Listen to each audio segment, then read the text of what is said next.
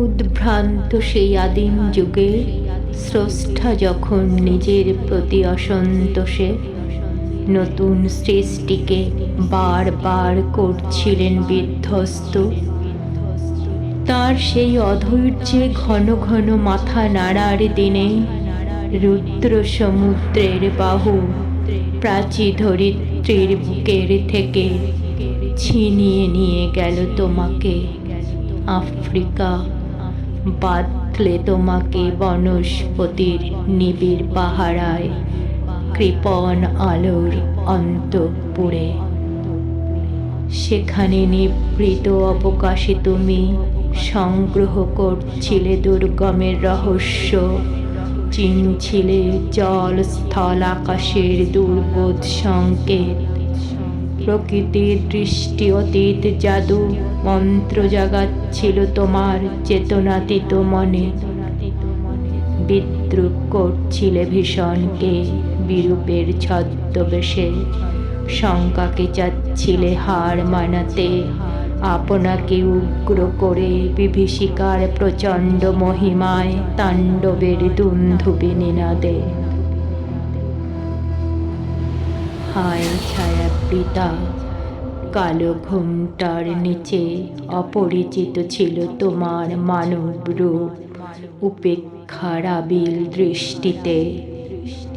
এলো ওরা লোহার হাত কড়ি নিয়ে, নখ যাদের তীক্ষ্ণ তোমার নেকড়ের চেয়ে, এলো মানুষ ধরার দল গর্বে যারা অন্ধ তোমার সূর্যহারা অরণ্যের চেয়ে।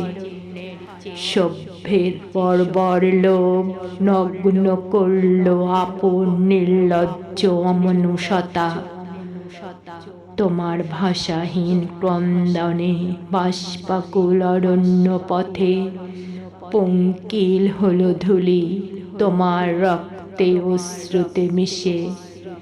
দস্যু পায়ের কাঁটা মারা জুতোর তলায় বিভৎস কাদার পিণ্ড চিরচিহ্ন দিয়ে গেল তোমার অপমানিত ইতিহাসে।